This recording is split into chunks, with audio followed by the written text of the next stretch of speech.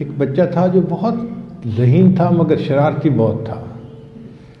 اپنی والدہ کو بہت ٹف ٹائم دیتا تھا، بہت تنگ کرتا تھا، مگر والدہ کے اندر تحمل مزاجی تھی، وہ بچے سے درگزر کا کام کرتی تھی. اب ماں جب درگزر کر دے نا تو بچہ اور شیر ہو جاتا ہے. بچہ بہت تنگ کرتا تھا. ایک مرتبہ ایسا ہوا کہ گھر میں کچھ مہمان آئے تو والدہ نے سالن بنایا. بچے کو شرارت سوچی، اس نے ریت اٹھائی اور سالن میں ڈال دی.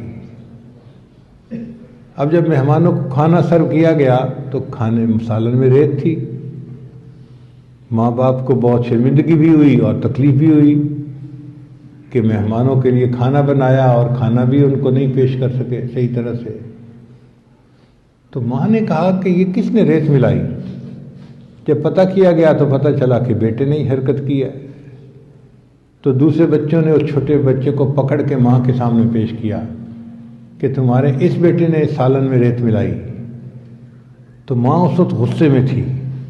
اس نے بچے کو دیکھا تو بد دعا میں اس کے یہ الفاظ نکلے کہ تو نے مجھے بہت ستا دیا ہے، تو نے مہمانوں کے کھانے کو خراب کر دیا اور مجھے مہمانوں کے سامنے شرمندہ کیا. اللہ تجھے حرم کا امام بنا دے. اب ماں کی یہ دعا غصے کی حالت میں اللہ نے قبول کر لی اور وہ حرم کے امام بنے، اور ان کا نام ہے قاری سدیس.